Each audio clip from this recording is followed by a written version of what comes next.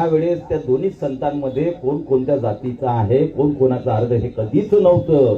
संताजी जगनाडे महाराज यांना सोबत दोघांचं स्मारक आपण केलं. ते तेली समाजाचं आराध्य दैवत आहे म्हणून नाही, किंवा तेली समाजांनी ते स्वतःचं आराध्य दैवत समजू नये. संत तुकाराम महाराज हे कोणत्याही समाजाचं आराध्य, एका समाजाचं आराध्य दैवत नाही.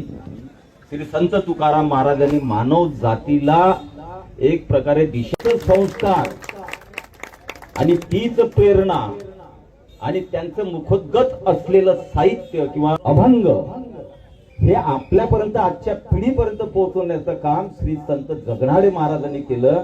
त्यावेळेस त्या दोन्ही संतांमध्ये कोण कोणत्या जातीचा आहे, कोण कोणाचा अर्ध हे कधीच नव्हतं. त्यामुळे यापुढेही संत तुकाराम महाराज आणि संत जगनाडे हे गुरु शिष्य होते. दोघं एकत्र हे करायचे, राहायचे. आणि तुकाराम महाराज आज कळायला लागले ते श्री संत जगनाडे महाराजांमुळे. नाहीतर संत जगनाडे महाराज नसते तर संत तुकाराम महाराज समाजासमोर आले नसते. आणि